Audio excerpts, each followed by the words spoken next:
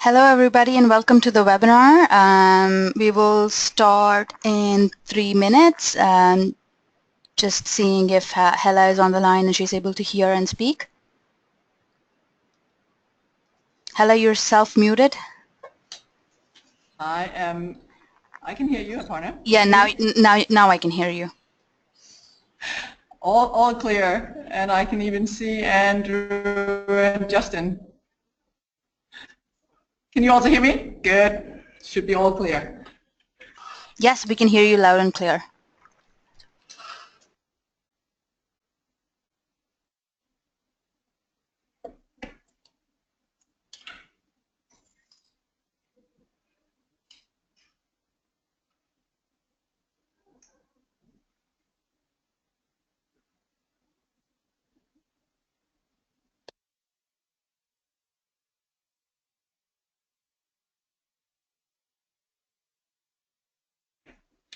So it's Hella here. Everybody on? Julie's on, etc. We have everybody except for Chris, who should hopefully be joining soon. Okay.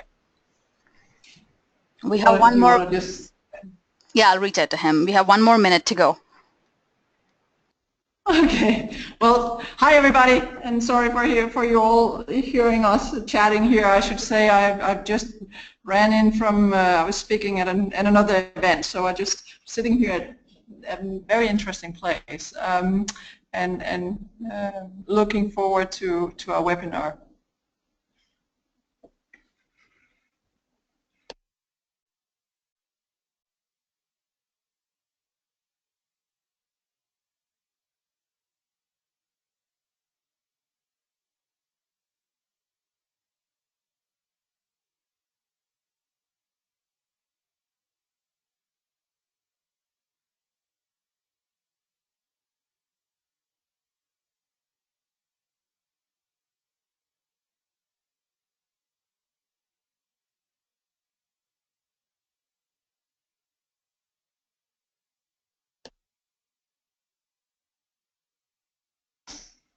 All right, welcome everybody. It's Hella Jorgensen here.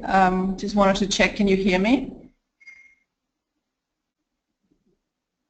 We can all hear you, and everybody else is muted, so you just have to keep going, Helen. Okay. All right. So welcome all to our webinar today. I'm really looking forward to this. It's on Modern Slavery Act and the changing of the face of supply chain management. With us today, we do not only have people from Canada, but also from the UK, including Andrew and Justin, and we have people from other places around the world. As most of you on the webinar know, but let me just, my name is Hella Jorgensen. I am the president of the Global Compact Network, that the Canadian chapter of the UN Global Compact. And also, as most of you will know, the UN Global Compact is the world's largest corporate sustainability initiative that's backed by 13,000 CEOs globally in over 170 countries. So, as I said, today's topic, modern slavery, is particularly relevant to the first 6 principles of the UN Global Compact. Oh, I guess I better actually start with, maybe you should go one back, Aparna, sorry, and make sure that you all know in terms of that we have muted you and that you can ask questions in the chat box. Getting so used to this, or forgetting to say that. But you have the chat box and can write questions there. So as I said, modern slavery, if we look at the 10 principles of the UN Global Compact, I would say it's mostly relevant to the first 6 principles relating to human rights and labor, but actually also directly to the Sustainable Development Goals, the 17 Sustainable Development Goals, in particular goal number 8, decent working economic growth, and also goal number 10, reduced inequalities. Slave trade, it's unfortunately played, I would say, a prominent role in the shaping of our modern history.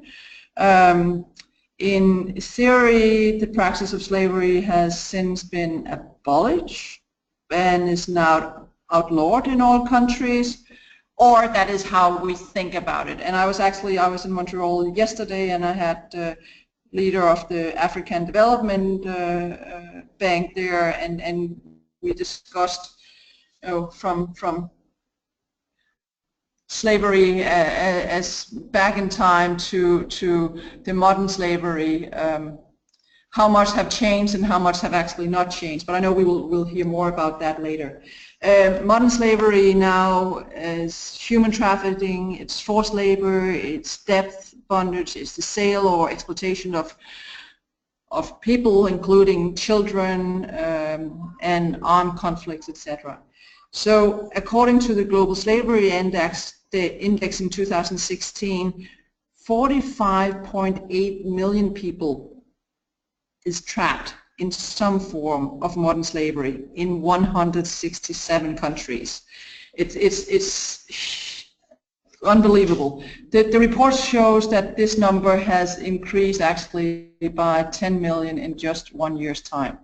So again, according to the Slavery Index, although Canada enjoys the reputation of having one of the lowest prevalence of modern slavery, it's apparently still found to have 6,500 in Canada.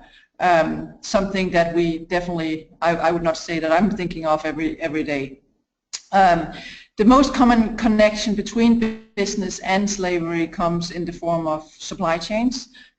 We are living, as you all know, in a world where there are complex, very multi-tiered supply chains, which means that businesses could be sourcing their supplies from a lot of smaller contractors who may or may not be visible from the company, but who provide the essential metals or other things which goes into making our different products, being that in our phones, in our clothes, or in our coffee beans, etc. So companies also operate in countries where they are perhaps deeply embedded practices of slavery, and where government regulations and I would say also the enforcement, and that's perhaps a very important part of the law, is weak. So the whole rule of law that we also within Global Compact is discussing a lot. All of this means that it's very easy for modern slavery to go unnoticed at the bottom of the supply chain. This, of course, have very severe implications for businesses, not only in terms of the reputational risk and losses to customers, but also in terms of legal liability and investor backlash. But it also have unbelievable consequences, of course, for a lot of people around the world, and I think that is a very important part that we should not forget, even though that many say, okay, what does this mean for us as a business? We need to figure out what does this also mean, have this almost mirror in front of us. And I guess in particular in the area of legislation, we are starting, and thanks to Andrew and others, to witness the emergence of new laws across the world which make parent companies liable for human rights violations, including damages committed abroad by their subsidiaries and by their suppliers and vendors. So this is exactly what we are going to be discussing today. How do laws such as the Modern Slavery Act affect businesses? How can we protect the vulnerable from getting exploited, etc.? And what sort of mechanisms and social compliance should businesses have in place to avoid legal action and hopefully to help change the status quo? This puts greater responsibility on businesses to increase their transparency, their accountability systems, and to understand and meet their human rights responsibilities. All of those things that we are discussing within the Global Compact. So I should not take all the time. We have a lot of experts here. So let me introduce this amazing panel of experts who will be shedding a lot of light on this actually very, very complex topic. So as you'll see here on the slide, today we have with us Andrew, and Andrew and I met last year, I guess, in New York. Andrew is the founder and CEO of Unseen UK, Unseen UK is a multi-award-winning charity working towards a world without slavery. He's also the chairman of the working group for the Center for Social Justice Landmarks report called It Happened Here, equipping the United Kingdom, I should just say UK, to fight modern slavery, which gave a very comprehensive roadmap for the government, for authorities and businesses to eradicate slavery in the UK. And I think I can say that Andrew is acknowledged as the catalyst for the UK's Modern Slavery Act. So we have with us a real expert, and actually the one that's helping not only countries and businesses, but actually also a lot of people around the world. So thanks for that, Andrew, all your work in this. Working with Andrew at Unseen UK is also Justin. And before you joined Unseen, you were the Senior Policy Officer at the Home Office, responsible for developing the Modern Slavery Act and transparency in supply chains legislation and guidance.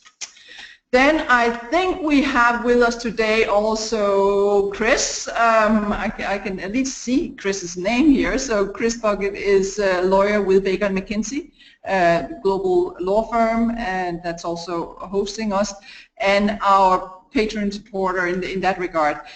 Chris' work has been instrumental in providing support to the new Thomson Reuters Foundation in the development and launch of the Foundation's Stop Slavery Award. That is the first global award, I believe, to recognize businesses that have excelled in the effort to eradicate forced labor from their supply chains. Chris also written and spoken widely on global corporate human rights compliance and litigation issues, including in the Guardian, for the UN Global Compact, Financial Times.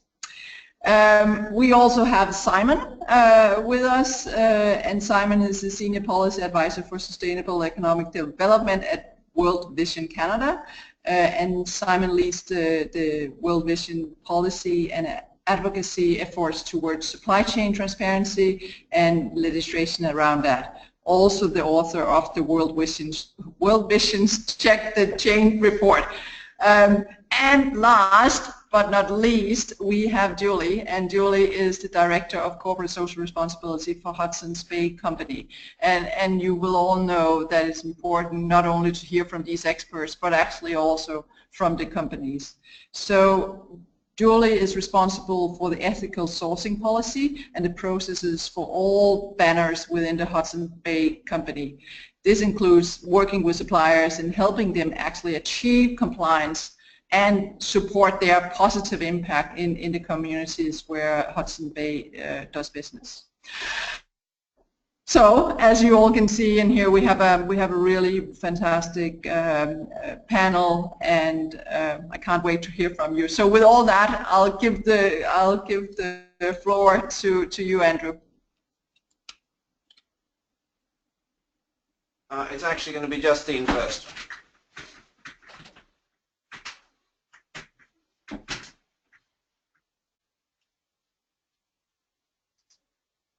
Justine, to this webinar to talk about transparency in supply chains. I thought I would give. Yeah. No, we couldn't hear you first. It was just the video showing. Now it's fine.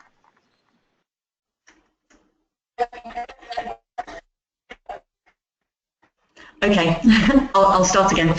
So thank you for inviting me here to talk about transparency in supply chains. I thought I would give a very brief overview of the work that I did whilst I was in the Home Office, why it was felt that transparency in supply chains was important, and the reason behind the legislation and how that was developed. I think it was important to recognise the real role that business plays in tackling and the UK government recognised that from the outset. And despite a number of differing views, I think there was general recognition that transparency in supply chains was the right approach to take.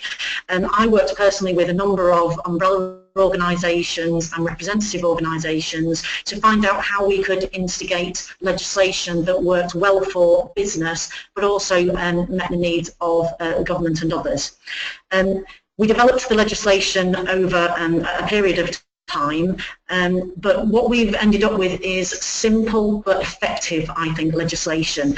And it's simple because it doesn't stipulate what businesses need to do in order to meet requirements of the legislation.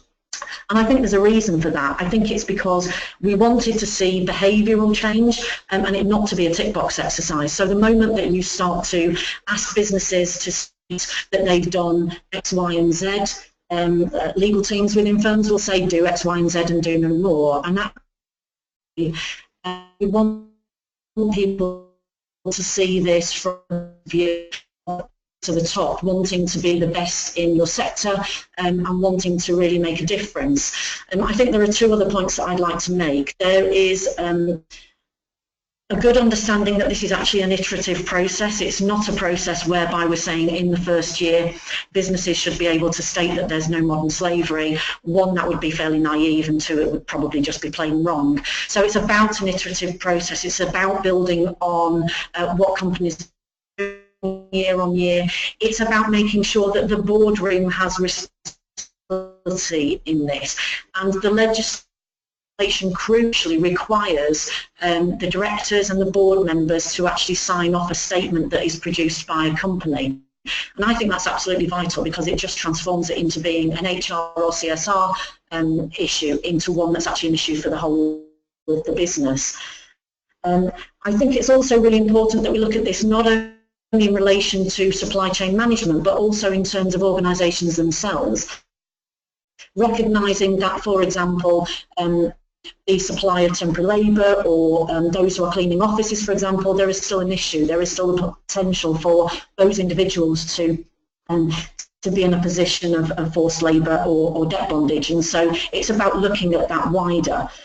And I'll just come back to the simple and effective legislation and the fact that the legislation does not focus solely on UK business. It actually talks about any business operating in the UK supplying goods and services with a total turnover of more than £36 million per year. And I think that's absolutely crucial. It's actually making sure that we tackle not only those who are in the UK, but also the global issue, which is supply chains. I'll leave it there and I'll hand over to Andrew, who can talk about the role of business. Okay, so I hope you can hear me okay. I think one of the key things about the legislation was its global reach, but I think what's helpful is also to understand sort of some of the thinking behind why we ended up with the legislation that we have ended up with, and what its capabilities are in terms of driving change. The fact is that the vast majority of slaves in the world are held in situations of forced labour, and they find themselves within the supply chains of global businesses around the world. And so what this legislation was recognising is that business had a critical role to play, not only in dealing with issues of slavery, but being the only actor in the space that can actually effectively deal with this, because governments are broke and NGOs are broke, and businesses have the resourcing, but also the smarts and the intelligence to actually come up with innovative solutions around this. But I think what this bill, what the Act has driven and what this clause has driven, is the recognition that collaboration is going to be key going forward, because no one single sector on its own can deal with this issue. And what the legislation did in a single stroke was it leveled the playing field for all providers of goods and services into the UK over the 36 million threshold. They now have to start dealing with this issue. And I think they're recognizing that in order to effectively deal with it, they've got to collaborate. They've got to collaborate with NGOs, they've got to collaborate with government, and increasingly they're going to have to collaborate with media in terms of putting a focus on this issue. And what businesses have got to do is start bringing its smarts and its innovations to the problem and tackle it as it would any other problem facing the business world, because this is a problem that affects reputational risk, it affects investor risk, long-term sustainability risk, it has impacts on productivity, it impacts around things like the extractive profit model, it begins to fundamentally question the motivations for procurement that are based entirely on profit and all the pressures that that puts down the supply chain. And it forces companies to do what they haven't done in the last 30 years with rapid globalization, which is to begin the process of mapping their supply chains to source and begin to look at bringing some of that rationalization in there. Now, all of those are business drivers, but what drops out of it are the human rights issues, which is driving decent work down the supply chain and making it difficult for slavery to take place. But, as Justine said, just doing the legal minimum and complying with the legislation isn't enough. If this legislation is going to work, then businesses have got to take it seriously. And I suppose my challenge back to business now is what the UK has done is sort of set the global standard for what legislation needs to look like. And part of the responsibility of business, if it doesn't want different reporting regimes around the world, which is an anathema for global businesses, is to really drive governments to follow the UK's lead and have very similar types of legislation and similar thresholds, so that there is a level playing field globally for those businesses to operate in. And so one of the key things that was included in the Transparency in Supply Chains clause was the fact that this report has to be signed off every year at the boardroom level. So what that means is it's moved the issue from just being a CSR issue to being a full board issue. And I think that's going to be the critical driver in legislation driving effective change in the corporate space. Because certainly in a UK context, once that report is signed by a boardroom director, it creates what we call fiducial responsibilities, and then all the provisions of being a director of a company and company law will start coming into play. And so I think there's a real opportunity now for businesses to use this legislation to say, this is how we can take a negative issue that affects us as a business and turn it into a positive. And I think those businesses that want to get out and really grasp the nettle of the transparency agenda and look at their businesses, not just their supply chains, but their whole business in a 360 manner, will be able to, a bit like Patagonia have done, is come across an instance of slavery in their supply chains, the other side of the world, and begin that long, difficult process of understanding what the precise nature of the issues are, how to tackle it, and how it isn't just an issue that's located in one factory, but it's an issue that goes back to issues around migration, the workflows, labor flows, and realizing that there's repercussions all the way up that they had to deal with. So I think this is a unique piece of legislation which will hopefully drive corporate change. Thanks so much to both of you, and I fully agree, and as you're saying, level the playing field and the boardroom. So when I facilitate discussions also with board of directors, clearly as soon as we start talking about legislation, it's a risk in a different way. And I guess that's a good way to get into the next area in this, and for you, Chris, in terms of the laws and legislation in this area. And your Stop Slavery Award. So over to you, Chris.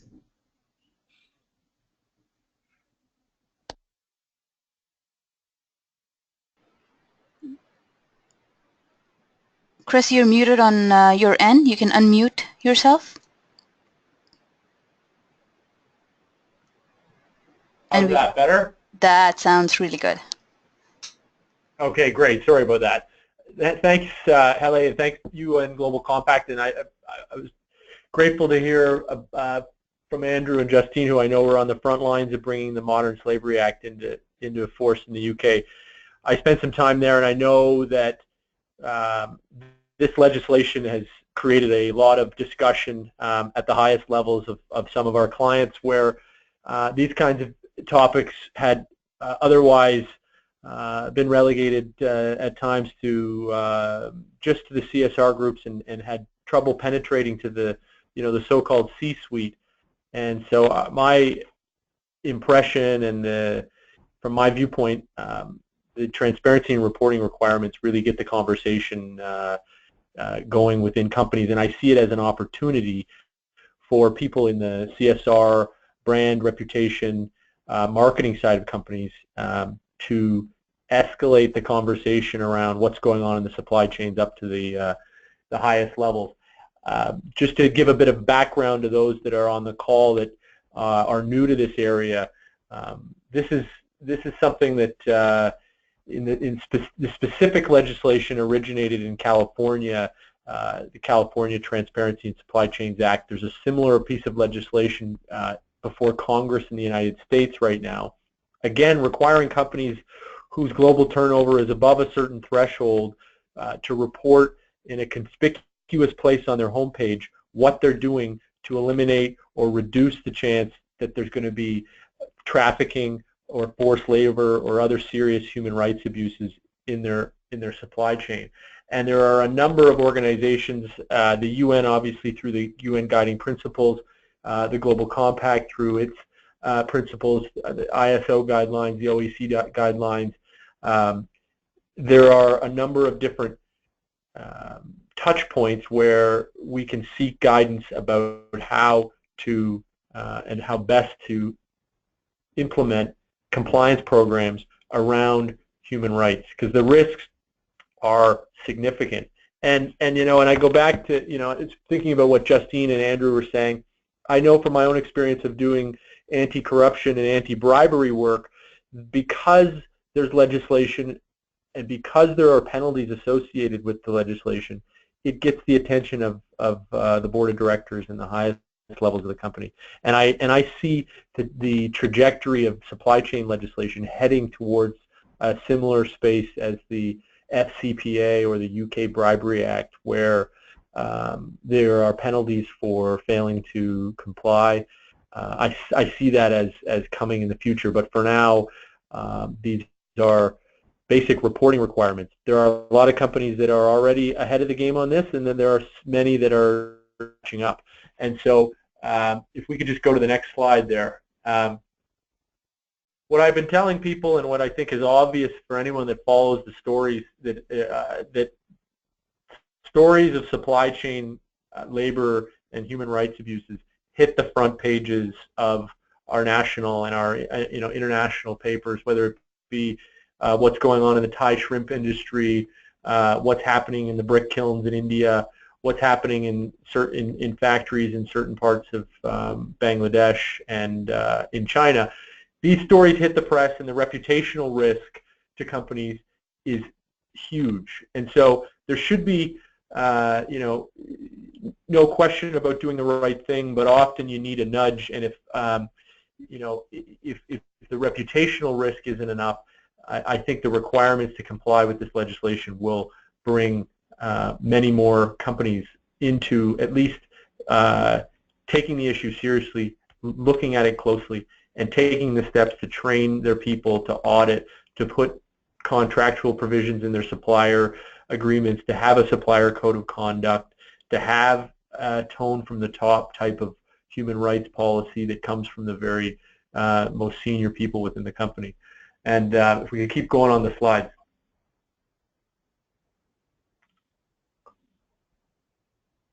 What I think is the flip side of the reporting and transparency legislation, we just go back one slide, is what I would call litigation risk in the supply chain. And given this is the UN Global Compact Canada, I thought I'd highlight 5 Canadian companies that are currently facing major lawsuits in Canadian courts for human rights violations in their supply chains. And you've got 3 extractive sector companies, and then you've got the Loblaws Joe Fresh companies that were sued after the Rana Plaza disaster. And in 3 of these, in the Hudbay and the Nevsun and the Loblaws Joe Fresh litigation, plaintiffs' lawyers acting on behalf of locals in the developing world who were injured or killed through violations of their human rights, or at least that's what the allegations are. They're seeking the novel duty of care in Canadian courts to be applied to Canadian headquartered companies, that if you seek your supply from the developing world and you are getting that supply directly to your company that you take on a duty of care of the health and safety of the people in those companies over in Bangladesh, or you know, in the Nevsun case, it's Eritrea, or in Hudbay in Guatemala. So the long and short is the risk extends beyond just the reputational risk, but there's serious litigation risk as well. And we'll just go to the next slide. And so what we've got is, in response to the violations that are taking place and the sense that there was some level of impunity in this space by Western headquartered companies seeking supply and low labor costs from the developing world, is that people like Justine and Andrew advocated and have been successful in gaining legislative reform that requires companies in the UK now, in California, soon to be in the EU, and potentially across the United States, that they will have mandatory corporate reporting on non-financial impacts. And non-financial impacts are social issues, whether it be social and environmental, whether it be their environmental impacts or their impacts on the people and the communities in which they operate in. And this is really the next wave, I think, in compliance. We will now need to, and we are advising our clients on what the human rights standards and norms are that are applied on a universal level and should be applied no matter where your company is operating, and how you treat your people and how you ensure that your supply chain is clean. So we'll just carry on.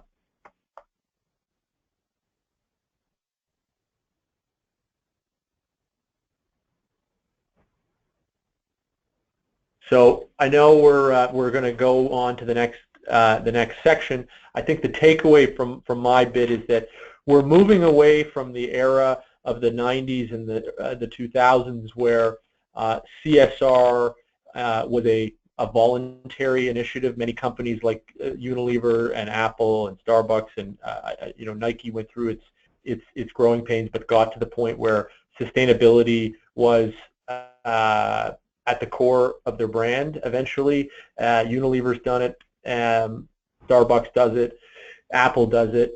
That the voluntary nature is going to fall away, and it's going to be mandatory, so that it's not just industry leaders that are taking steps to ensure migrant labor is properly treated, that no one has been trafficked, that people that are operating in mines have living conditions that are acceptable, aren't working in slave-like conditions, but that everyone is going to have to at least acknowledge that they've got a responsibility to think about it, to do something, and to report exactly what they're doing. And there's best practices standards being developed that, if applied across the board, will raise the level around the world and be a force for good. So at that, I'll let it move on to the fourth bullet point, the check the chain, and thank you for the opportunity.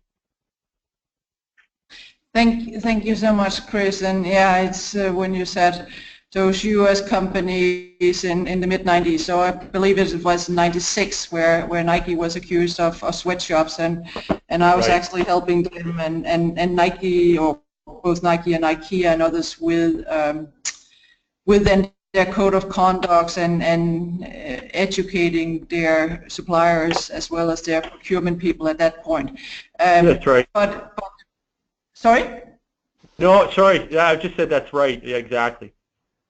Yeah, and so that's 20 years ago, and I, you know, if we look at it at that point, I remember the reaction was that, well, it's our suppliers, it's not our responsibility, I guess, was, and that was so true if you look at all registration, etc. So we come a long way in that regard, but clearly it seems as also, while transparency is we get more and more in transparency, we also discover more and more issues around the world, and the supplier discover that as well.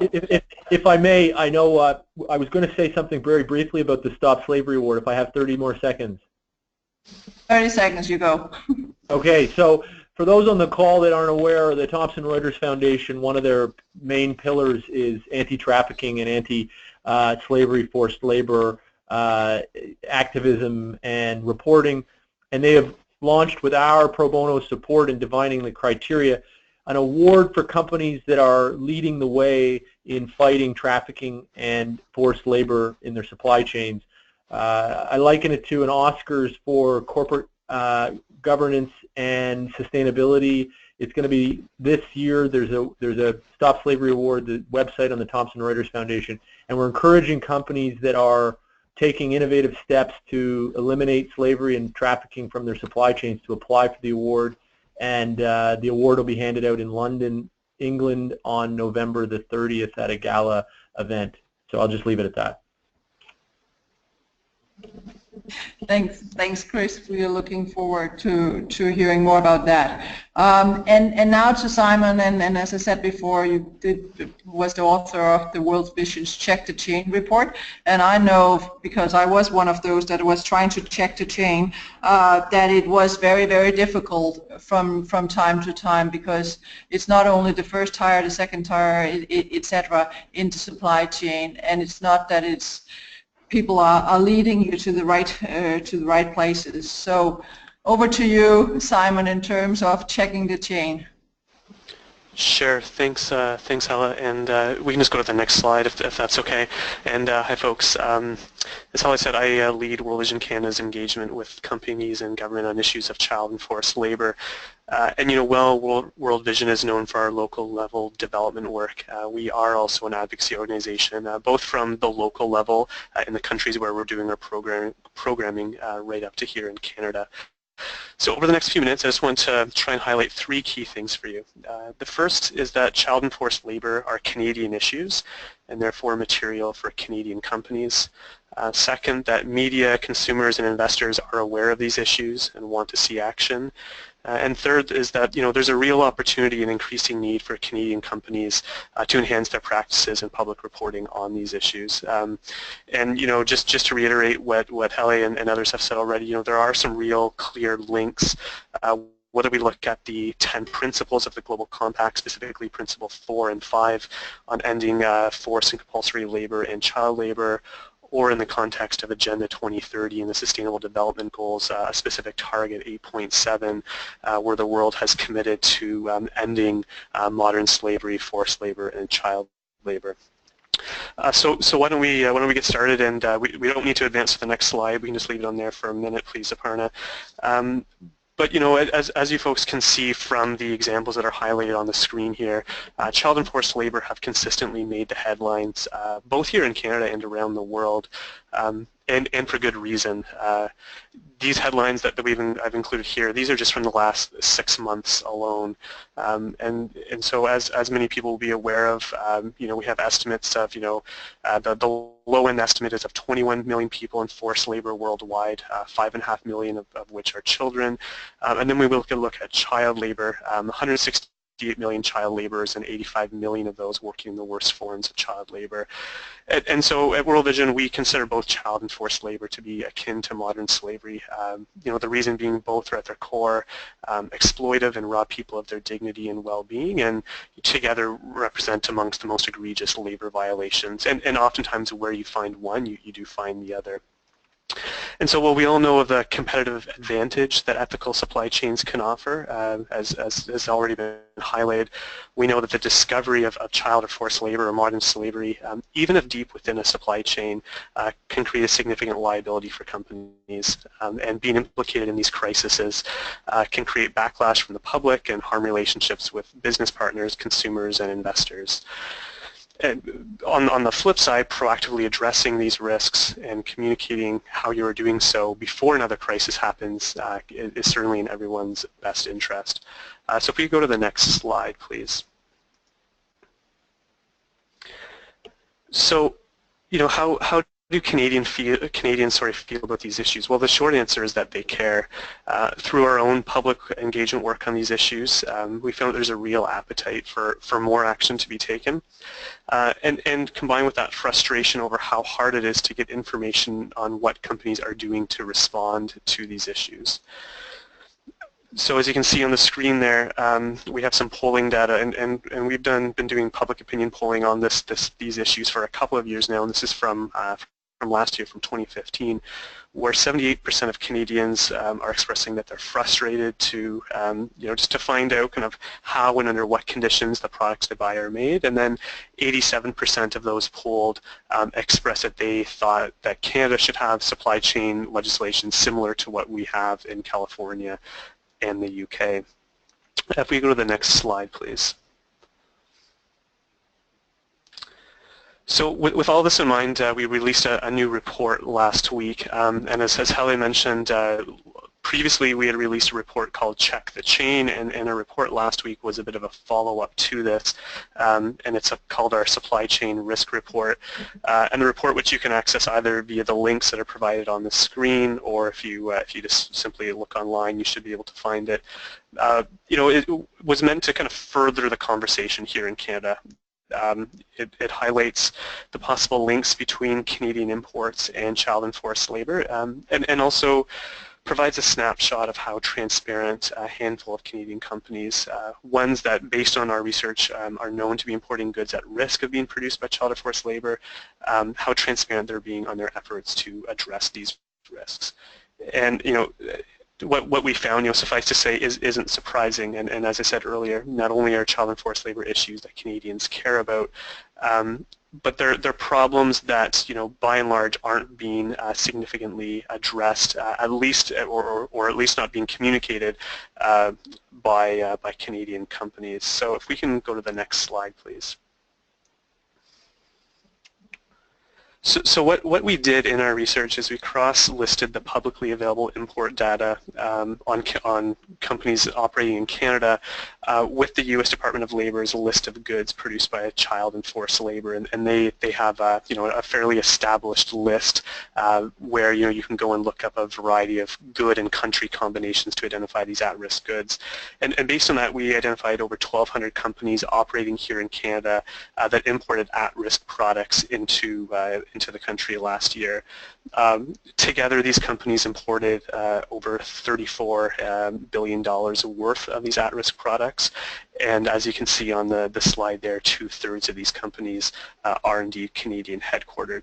And what's more, we also know that imports of some of these high-risk goods are certainly on the rise here in Canada. So whether we want to look at garments coming from countries like Bangladesh, China, Vietnam, Thailand, India, etc., those increased 30% in the 5 years between 2011 and 2015, up to $7.7 billion. Same for electronics from places like China and Malaysia, and likewise for food, whether we're talking tomatoes, coffee, cocoa, or seafood.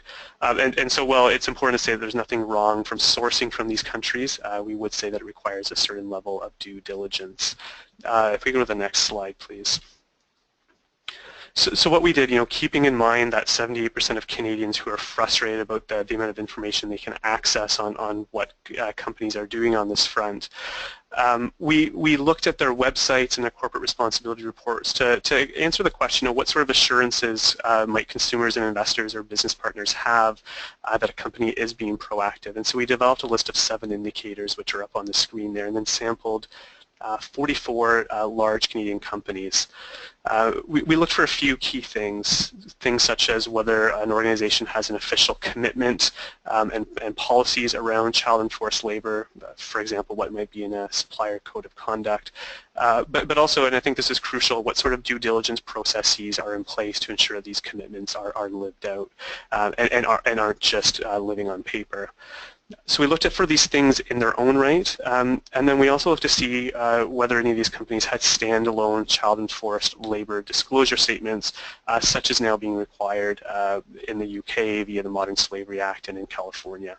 And certainly some Canadian companies who are operating in these jurisdictions are already producing these sorts of statements. It's a small group, but there are some. Next slide, please.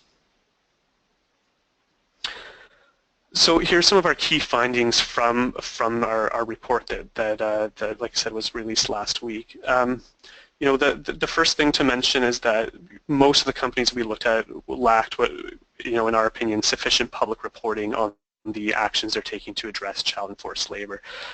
Just over half of the provide no information at all, and even amongst the remaining 48%, the results were pretty uneven. You'd have a lot of companies who maybe had a policy statement saying that they committed to no child or forced labor, but there was no evidence provided on how they were following through on these commitments. But you know, certainly as mentioned just a minute ago, there are some Canadian companies who are you know, leading the way in terms of best practices on their as well as on their public reporting. HBC, I think, is a good example of that, but I don't want to steal Julie's thunder, so I'll let her speak about that momentarily. And the other key finding is that, you know, these problems are especially prominent, or the lack of reporting, sorry, is especially prominent amongst, you know, mid-sized and private companies who just don't stand up to the same level of public scrutiny, but are certainly implicated in the supply chains of many large companies. So if we just go to our last slide there, please. So what are we encouraging companies to do as a result? And these are some things.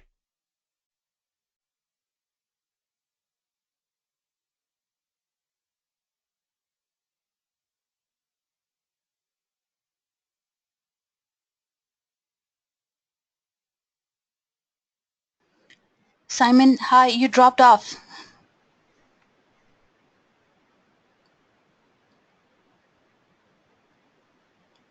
I guess we lost Simon.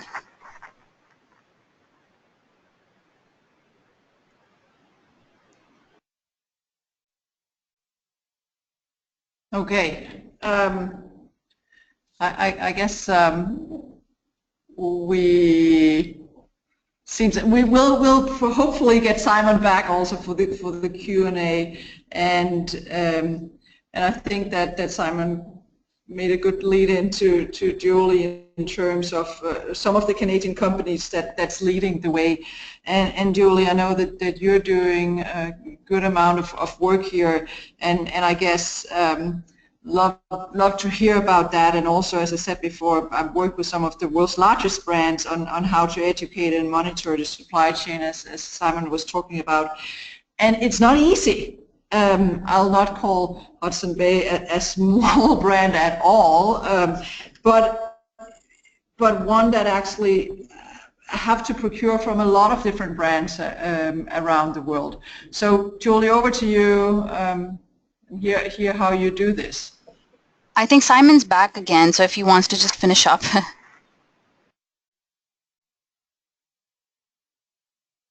Oh, thanks, Julie. I think I lost my connection there. I won't go on any further. You know, but suffice to say, you know, I think as I've highlighted, you know, here are some of the ways that we're hoping and that we're engaging with companies and hoping that they will respond to these issues.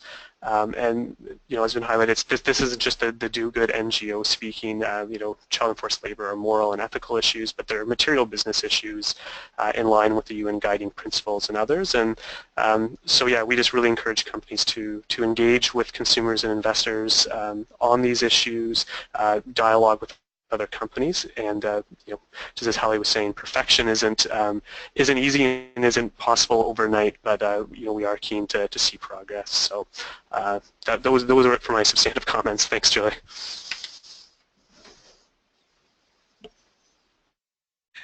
Thanks again, Simon. Yes, and as you know, we have the training sessions coming up on supply chain. I think definitely we should include this point as well. But now over to you, Julie.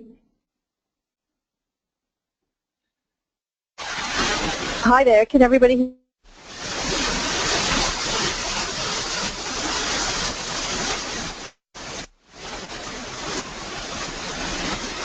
Hello? Hi there, Julie. Yeah, we can hear a lot of noise in the background. Oh, I'm sorry, I'm using my earphones.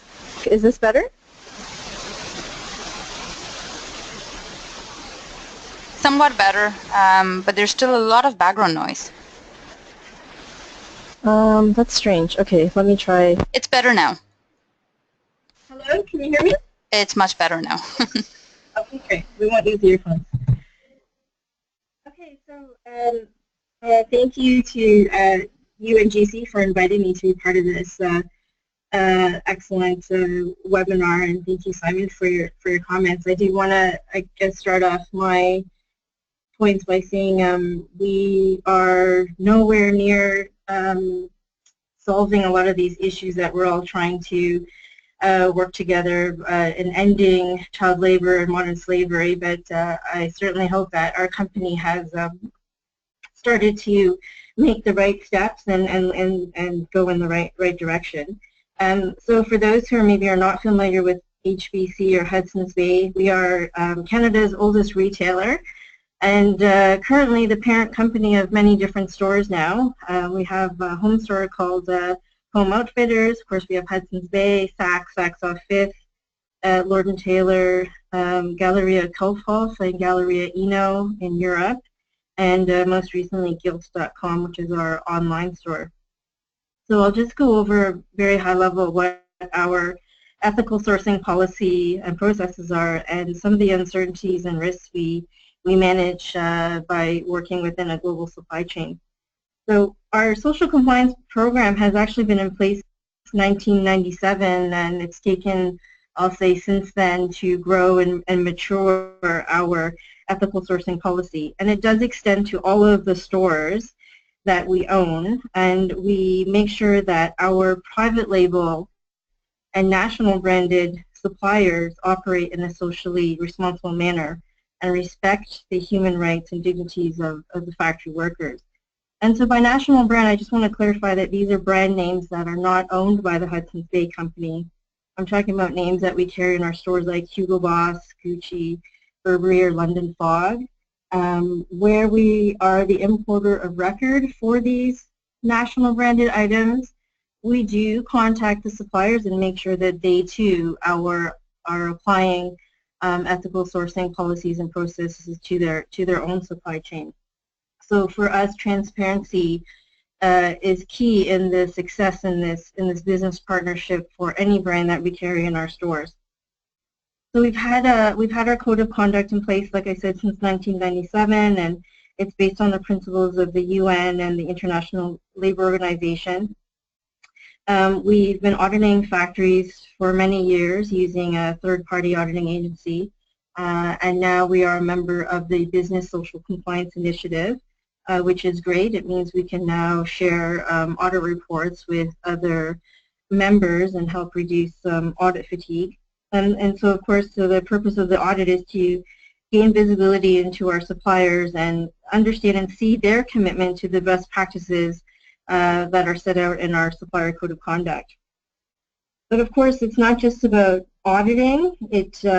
We're now in a different place in ethical sourcing where we know our responsibility extends beyond the due diligence of auditing. And we firmly believe that capacity building or educating factories is a key part of our program. And so by capacity building, I'm referring to the process where we educate and we train factory managers and workers to help make the factory more able or more capable, where they build their own policies and processes to improve their productivity, improve their own human resources management, which includes helping them understand what are the child labor laws and regulations in their own country. If for whatever reason a child is hired inadvertently, which sometimes happens, do they know what to do? Do they have the tools to empower them to fix the problem? And then obviously in our training education, we're helping the factories improve their own internal communications.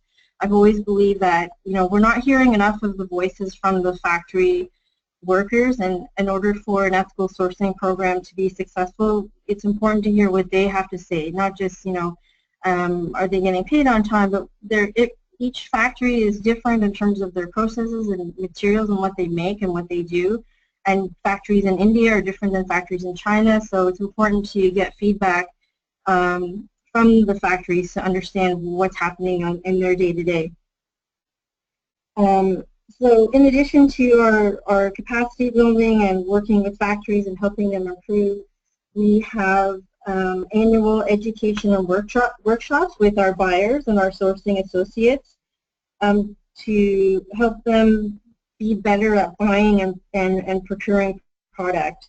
So we've seen sometimes when a factory has had some violations in their social compliance audits, Some of the cause may be due from a buyer placing the orders too late, or we changed the shipping deadline. We know that it's a partnership when we're placing an order with the factory, so it's important to understand the whole picture and both sides of the story.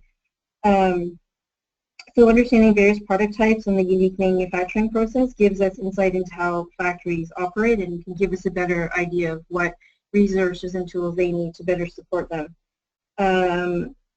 So for example, for factories that make home products like tables, patio furniture, they'll always be placed during certain times of the year, and there's always a need to be mindful of the Chinese New Year ship date. Things always need to be shipped before Chinese New Year. So this is where transparency is important, to understand what are our buyers doing, what are their strategic goals, and then understand how the factory works. When did they place the order for the raw materials?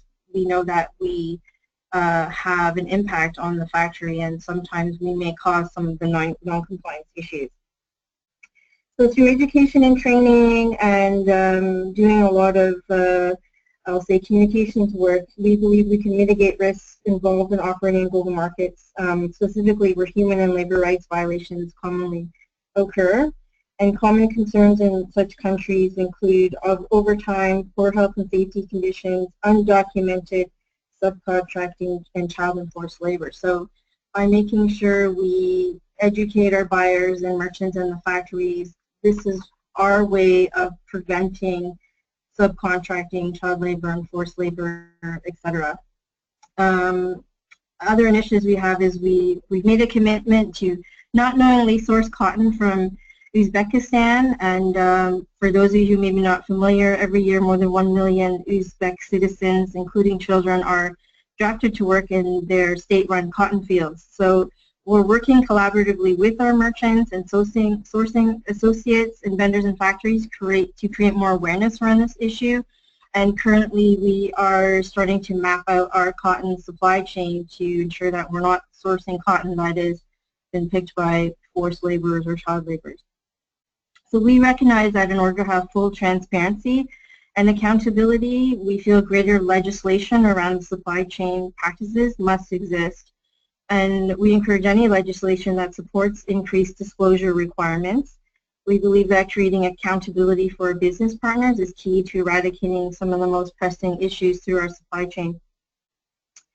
So we recognize that added compliance will increase upfront costs sometimes of doing business, but we strongly believe that the overall costs will decrease as a stronger and ethical supply chain will contribute to better worker productivity and decrease absenteeism and product defects. So it's all interconnected, our policy and our process, and basically our business at the end of the day is to provide goods for customers. So we want to make sure we're doing things in the right way.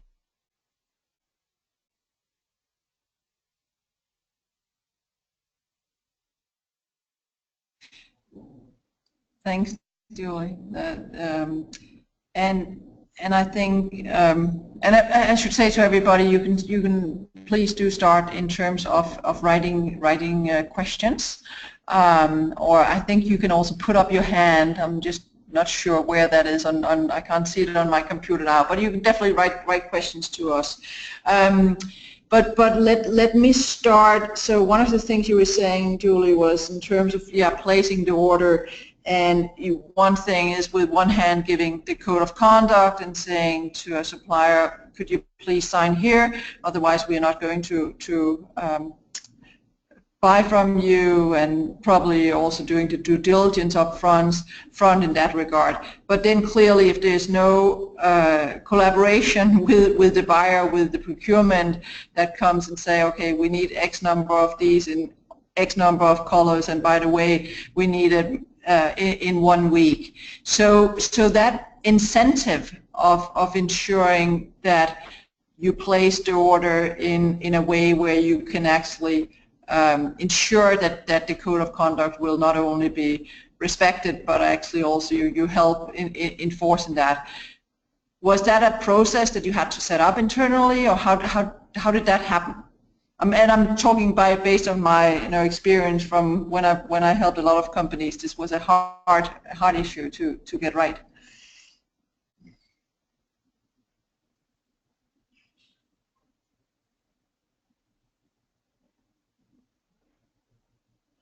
Julie, can you hear me?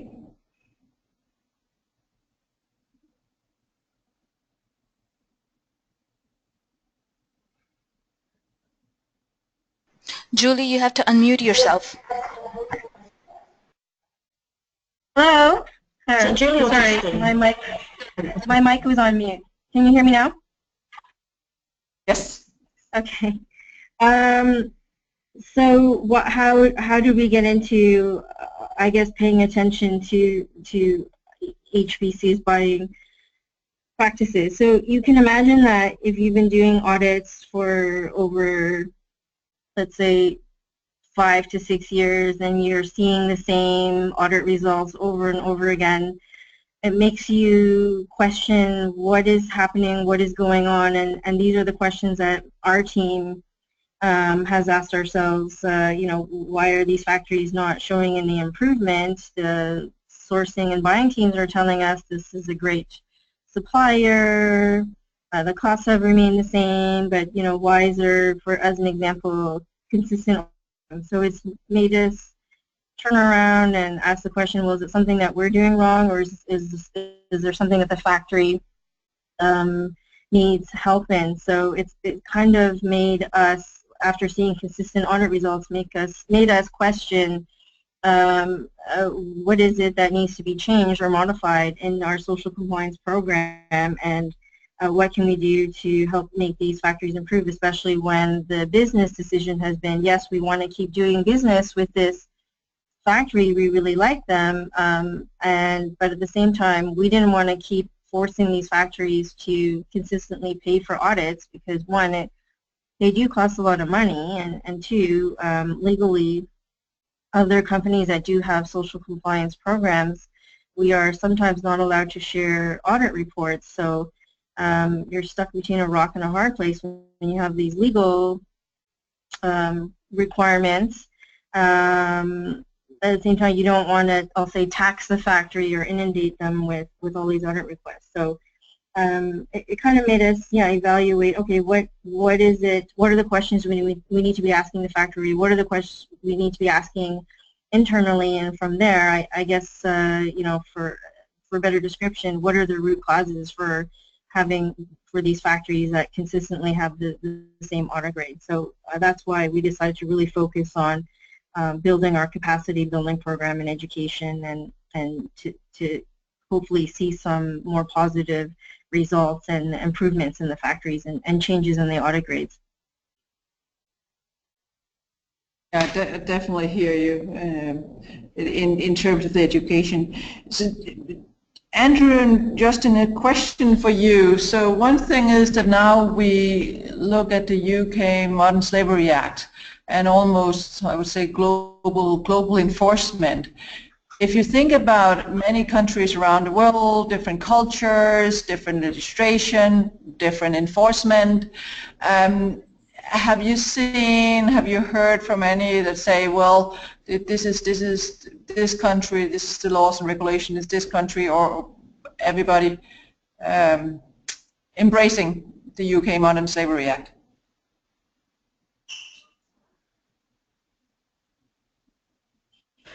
Well, I think from the responses that hello, it's Justine. I think from the responses that we've had to date, I think, particularly from colleagues in the US who have said that they really like the approach we've taken, because we haven't been prescriptive in the legislation that's been put in by the UK government. And I think that's quite important in terms of its simplicity, but also how it can be more effective. And I refer back to my earlier comments around the point of the legislation is actually to drive behaviour. It's not a tick box exercise. Obviously the effectiveness of the legislation is still to be seen. It was only introduced really from the 31st of March this year, and so I think it will take probably another 12 to 18 months before we actually start to see its effectiveness, both in terms of how companies have approached the topic, but also in terms of the level of detail and the steps that have actually been included in the statements themselves. I think I would add to that in that we are in a brave new world now where the role of government is diminishing rapidly, and we are fast moving towards a world where the corporations rule the world, and the role of government is really to legislate smartly, and as Justina said, in order to drive behavioral change. But I think there's another key factor at play as well, which is the impact of millennials and Generation Z coming into the marketplace and becoming the key decision makers, and that their engagement both at a political level but also at a corporate level are around these key issues of sustainability, the environment, and increasingly this issue of slavery. And I think when corporations embrace this issue and embrace the transparency agenda, what they're then able to demonstrate is that they are addressing these three key themes of the environment, sustainability, and slavery. And I think that will have two effects. One, that becomes an attraction for the brightest and the best, and it also becomes the ability by which to keep people engaged with that company. Because if you don't, the flip side, and I think we've seen it over and over again with companies like Tetley, the Thai prawn story, in the UK, Tesco's and horse meat, and then recently, John Lewis held up as one of sort of the bastions of good retailing, all getting caught by these issues of slavery in the supply chain. And the world has changed in the last 5 years, and that the internet has enabled everybody to amplify these stories around the globe in milliseconds, and it begins to impact those companies in terms of its share price, investor confidence, in public perception. And no company wants to be the next Gap or Nike of 27 years ago, and we're still 27 years on, and those two companies, which have done an awful lot around their practices and their supply chains, still have that public resonance of being, the bad guys, in quotes. So I think the world is shifting. I think the globalization has fundamentally changed the playing field. And smart legislation, and I go back to this point of businesses now have an opportunity to put pressure on their home governments to say, actually, what we need is this level playing field of legislation and this consistency of reporting around the globe, because it makes it easier for us to do business, it makes it easier for us to do good business, and for me, what drops out of it are then the benefits in terms of decent work all the way down the supply chain and the decrease in the risk of vulnerability to trafficking and forced labor and modern slavery. Thank you, Andrew. I have another question for you coming from our audience. And the question is, in the lead up to acquiring support for the legislation, what role did the general public play in pushing along your recommendations? A little bit like going back to Simon's statistics in terms of the role of vox popping and polling the public. The numbers were pretty similar here in the UK in terms of when we did the CSJ report, we had something like an 86 to 87% would be in support of this legislation. And I think that is just, when you ask people, do you want to part with your hard-earned cash and do, and purchase from companies that are doing the right thing, the vast majority of people say, yes, we want to do it. Whether that always translates immediately into action is questionable, but I think it's something that's beginning to grow. I think people are becoming much more aware. And so I think for companies to get out in front, they need to really grab the transparency issue. But the key thing in getting that legislation through was bringing together a really broad coalition. So we brought together a coalition of NGOs, of business leaders, of thought leaders, of the public, of the faith community, but one of the key players in all of this were the investment community. And when they got behind it, for them the issue was around due diligence, because from their perspective, what they were saying was, if a company is not doing due diligence over these modern slavery issues, where else is it cutting corners? Where else is it trying to do something, that's either dubious or not legal? And for them, they said, actually, this is one of the key issues that we need to focus on from a risk perspective. So I think once we brought that broad coalition together, it made, it became a compelling case. But the argument into both the Home Office and politicians as a whole wasn't a human rights argument. It was an economic argument. And the economic argument was that there is no good economic case for allowing modern slavery in your business. And once that language was used, it gave comfort to business, but it also gave comfort to the politicians. And you have to remember, in the UK, we were in the midst of what we call a red tape challenge. So that was stripping out legislation that was applying to business. So the arguments that NGOs had used in terms of human rights just wouldn't have cut it. But when you started building the economic case for doing the right thing and showing that it would affect the numbers both above the line and below the line, then it was a much easier sell-in. And then there was the political argument as well, that here was an opportunity for the UK to lead globally in doing both the right thing and leading on this issue of tackling modern slavery. But I don't know if Justine wants to, give you the perspective from the other side.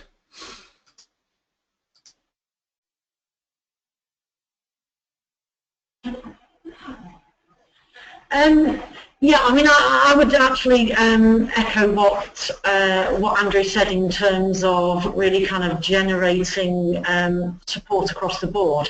And the work that we did as part of the consultation around the legislation itself in the early days focused primarily on the retail sector, because it was felt that they were slightly more forward in terms of having worked through a number of issues, particularly in terms of apparel sector, and I think the investment community did actually drive quite a lot of the work that we did in the Home Office in terms of really wanting to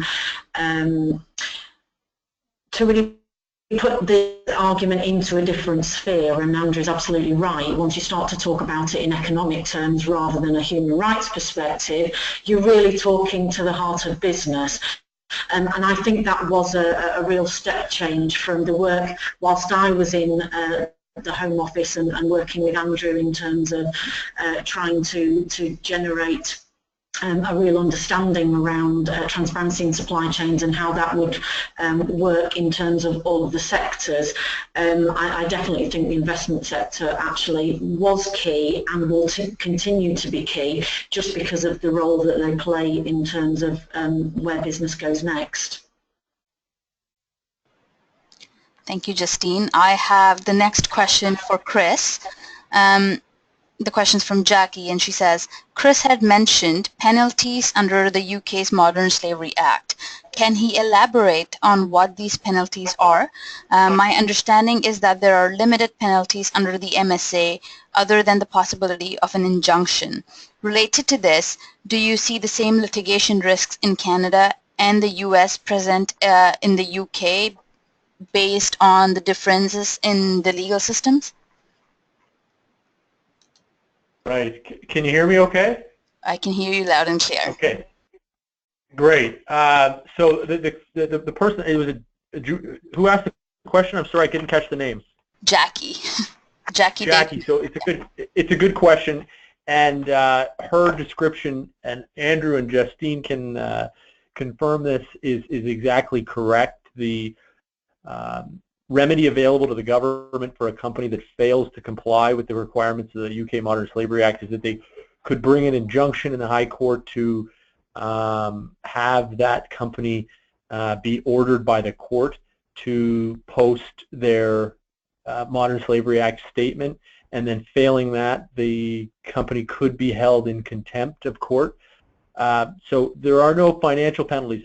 What I was saying, and I may have misspoke, was I think the path of this type of legislation is heading towards a day when there are significant penalties associated with either false reporting or lack of due diligence and proactive steps, and that in the same way in the UK Bribery Act there's an offence under Section 7 called the failure to prevent offence, where a company can be charged criminally where they failed to prevent a bribe being paid abroad.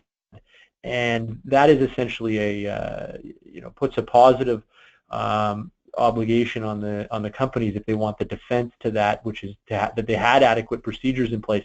I see that coming to the supply chain, where if you fail to prevent a human right abuse in the supply chain and you didn't have a compliance program in place, there could be penalties or fines associated with it. So I was saying I think that's what's going to come in the years to come as this issue gets more and more traction. But no, at the moment, the remedy for the government is to go for injunctive relief in the courts.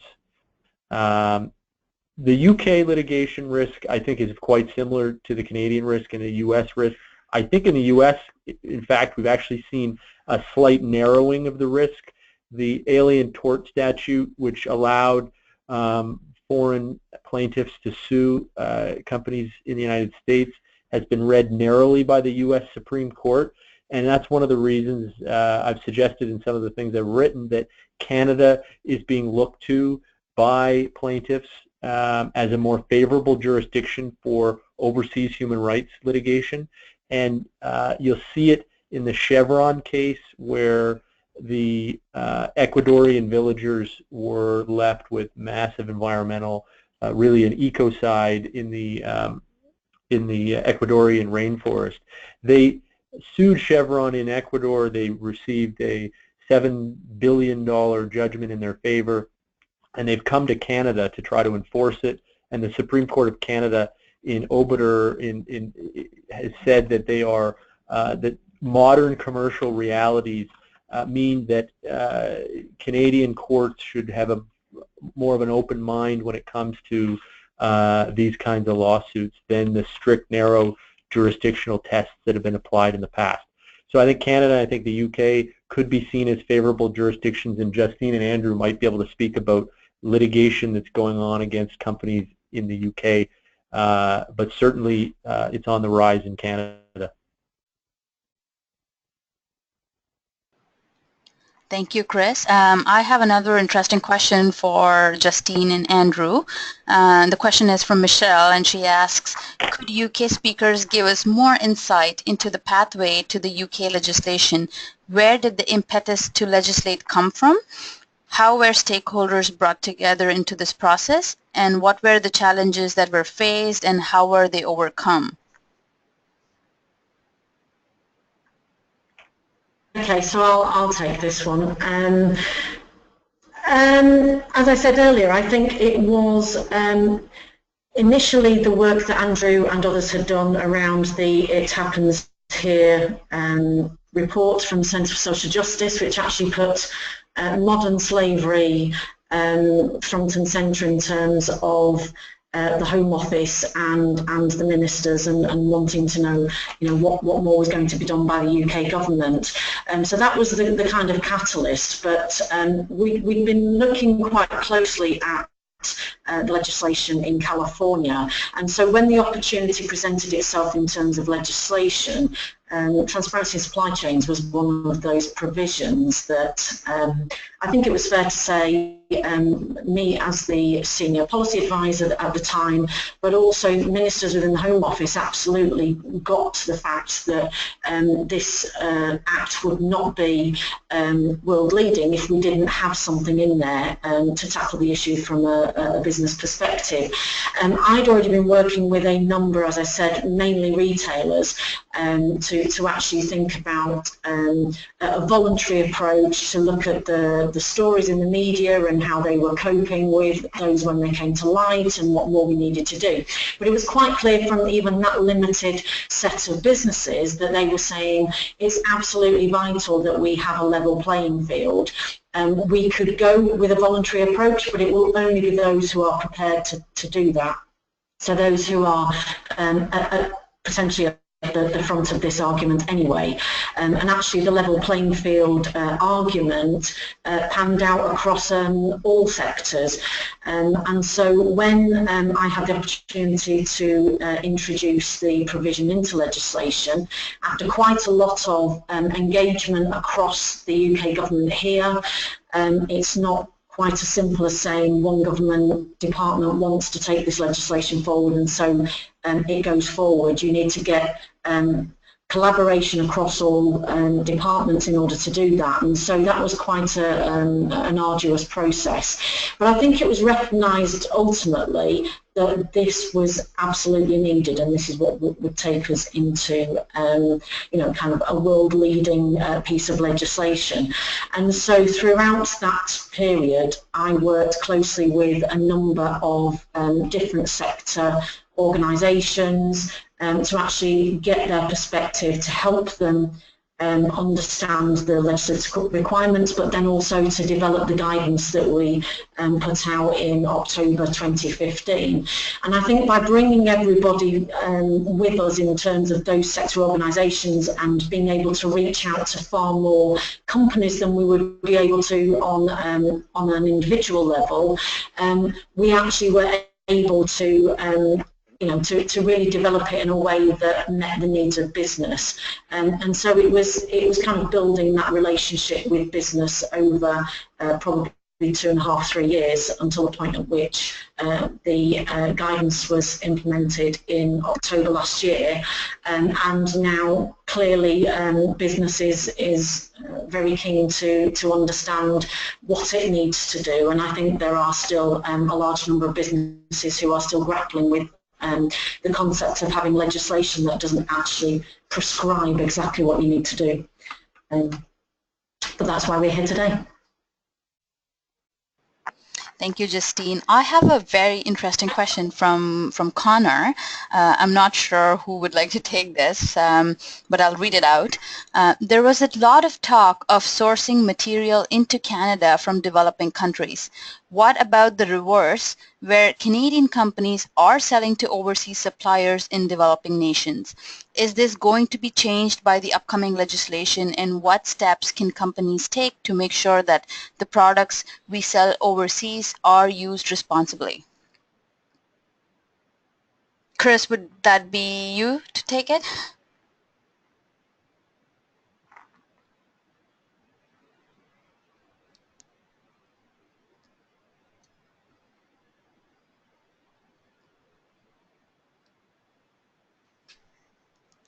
Nobody wants to take that question? Okay, then moving on. No, I can take it. Okay. Sorry, No worries. I was on mute. The common problem, I was still on mute. Sorry about that. So I'll just briefly say, you know, this movement to bring forward reporting and transparency legislation has really been directed at the Western or developed nation headquartered companies seeking supply from some of the poorest regions in the world, and the protection of workers in the developing world where there is a lack of rule of law, where there's a lack of labor or criminal law to enforce and protect people from violations of their human rights in the workplace, and whether that be in a farm field or a plantation or a mine. And so the legislation and all of the advocacy around it's really directed at ensuring that companies at the top of the supply chain that seek raw materials from the developing world do so in a responsible way. I think it's a very different question and not really one that is to be confused with how the provision of our goods to the developing world is done responsibly and sustainably. So I think those are really two separate separate items. I know we saw you know, recently a lot of press around the Canadian sale of armored vehicles to Saudi Arabia and questions around whether we should be engaging in the sale of vehicles like that to a government and a regime that outside observers have claimed are abusive toward human rights. So really, I think it's a separate issue, and but one that's important. But this area is really dealing with developed world headquartered companies and how they responsibly source the raw materials and ensure that the workers in their supply chain are treated with dignity and not in violation of human rights norms. Thank you, Chris. I actually have another follow-up question for you from Jackie, and then I also have a question for Julie, maybe, but I'll take you first while you're still unmuted.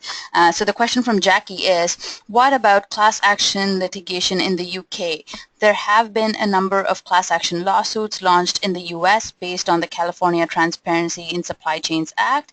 Do you think this will happen in the UK? You know, I think the California litigation is as I understand it, it's based on consumer protection legislation that's very progressive in the in California. So they have very progressive consumer protection legislation, and the lawsuits that have been launched, some of them in relation to ingredients in cat food that had been sourced from Thailand and potentially from slave labor, are rooted in the consumer protection legislation. I don't think the UK and Canada have as stringent consumer protection legislation, so I'm not confident that you'll see similar lawsuits by consumers in Canada and the UK as we are seeing in California, which is a very progressive state when it comes to those kinds of laws. Thank you, Chris. Then the next question I have is for Julie. And the question is from Simon. The question is, how do companies practically ensure that child labor is not present at the bottom of multi-tier supply chains in fragile and conflict-affected states? That's a good question, Simon. Well, quite simply, I think the really only way is to get visibility to your supply chain all the way down to the raw materials, which is very, very, very challenging. As I said, we started mapping our products that have cotton, and we started mapping the cotton supply chain. And you know, I think traditionally, or I'll say in the past, the previous buying practices was looking at best cost, countries that were able to deliver on time, and now with most companies having strong ethical sourcing policies and processes, the buying perspective has shifted to, well, who's good at making certain types of products like an organic cotton t-shirt, for example, or we're looking at products that are made with less hazardous chemicals. And as we start buying products with more of a, I'll say, specific lens, we're starting to get more visibility into what's happening in our supply chain. So with cotton, I just traced back one of our cotton t-shirts, and you know, I can tell you the name of the location of the factory where the t-shirt was sewn. I can tell you the name of the fabric mill where the fabric came from, and I can tell you where that fabric mill ordered the yarn, but I can't see, or the yarn supplier is not able to tell me where they bought the cotton from, and that's where we've got a bit of risk.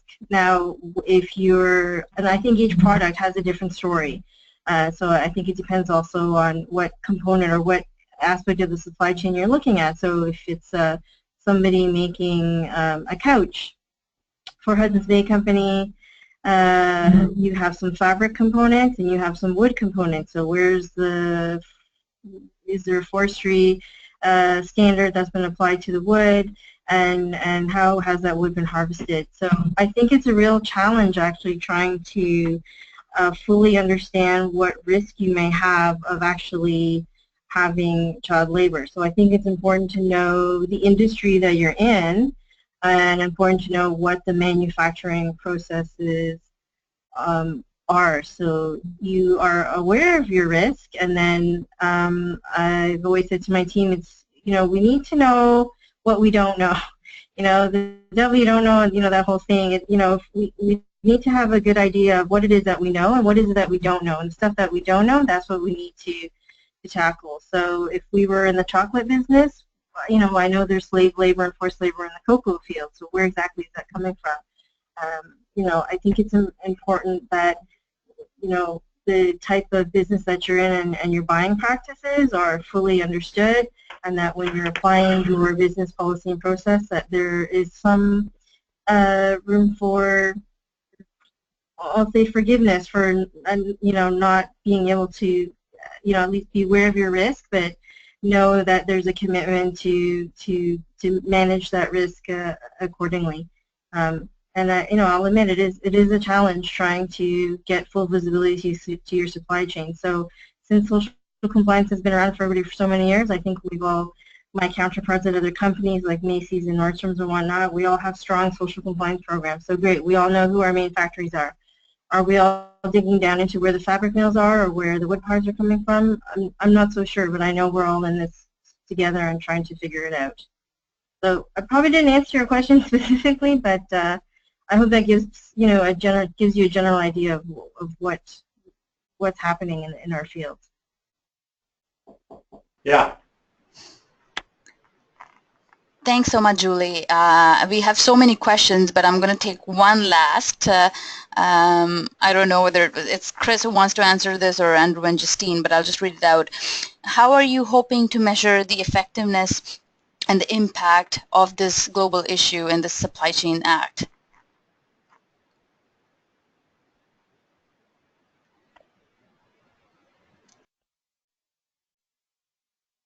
Hi, sorry, could you repeat the question? I just missed a bit at the start of it. The question is, how are you hoping to measure the effectiveness and the impact of the Act? So I don't know if Andrew and Justine have an answer off the top of their head. What I see happening is corporate benchmarking, and so there is an organization called Corporate Human Rights Benchmark. They've got pilot methodology that they released this year, and what they're doing is they're using reporting on the supply chain as one of the factors that they assess in benchmarking companies against each other in various sectors. And I know there is the organization Humanity United and some other organizations that started something called Know the Chain, and they are assessing the reports that companies are releasing under both the UK and the California Act and giving them a letter grade as to whether they're thorough and comprehensive and hit all the marks, or whether they're bare bones and the basic bare minimum. And so those are two ways where the reports are being measured and companies are being assessed and benchmarked against those kinds of standards. Let me jump in as well. I think it's very early days, and the whole understanding behind the legislation was around its iterative nature. And I think there's a lot of focus correctly has been on the reports, but I think sometimes there's a real danger in focusing on the reports, because what the reports are about, they're the icing or the cherry on the cake, because they should be reporting on the actual steps that companies are taking.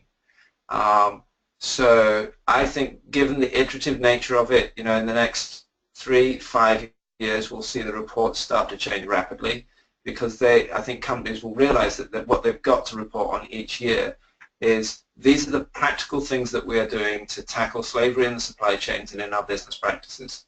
One of the things that we've done here in the UK is create a central registry at tiskreport.org, and we are encouraging companies that really want to embrace the whole transparency issue to file there, so that you have one sense where all the reports can be viewed, either by industry type or because it's a searchable database. You'll be able to start looking at, when companies are reporting by country, and that's one of the key things that comes across in the guidance, that, companies are encouraged to report, not just here's all the good stuff that we do, but here's all the big issues we've got to deal with as well. And so I think that combination of having reports in one place that are easy accessible will force this drive to the top and this race to the top in terms of the reports going from statements about policies and procedures that are in place to actually these are the practical hard steps that we're taking. And as Justine said right at the top, this legislation is unique and is a move on from California because it applies to every business, but it's about driving behavioral change. What will come in due course is the ability to tier companies, not rank them, but to say these are the hallmarks, these are the practices of what an A-grade company looks like and a B-grade company and a C-grade company. And I think that's coming, and everything that Chris talked about is contributing to that whole process.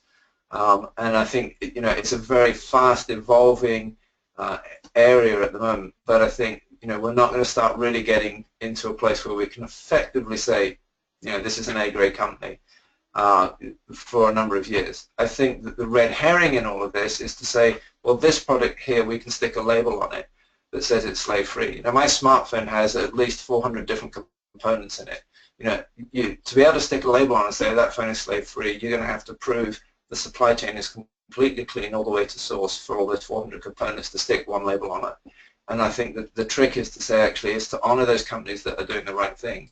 And actually, some of those companies that are finding instances of forced labor in their supply chains need to be applauded, because if they're then addressing it correctly, the behavioral change has begun, rather than sticking your head in the sand and just saying, oh, we don't want to know about that. We don't want to know beyond Tier 1 and Tier 2. Thank you, Andrew. We have many. Go ahead, Justin. Sorry, I was just going to make one very quick point. For me, I think we must remember that this is all fairly new, and so my concern is that we end up jumping to try and change legislation before we've even worked out whether it's effective or not. The UK government, when it introduced the regulations around the provision, also puts in a 5-year review clause, and already being reviewed by the UK government within 5 years. Andrew has mentioned could be a key factor in bringing the statements together so that they're easily accessible, but actually supporting potentially the government in terms of having all of those statements in one place and being able to look across and see the way in which companies have, from different sectors, whether they're just over the 36 million or the 2, 3, 5 billion companies, that actually how they're addressing going forward, make sure that we don't kind of we can walk.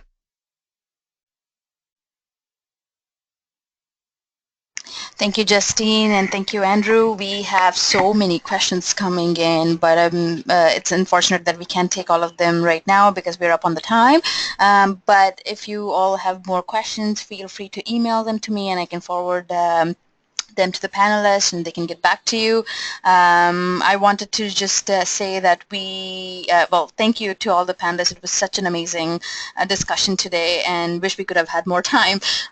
But thank you again for joining us. I'd also like to let all our audience know that the Global Compact Network Canada also does supply chain training, and we have an anti-corruption compliance training program coming up as well.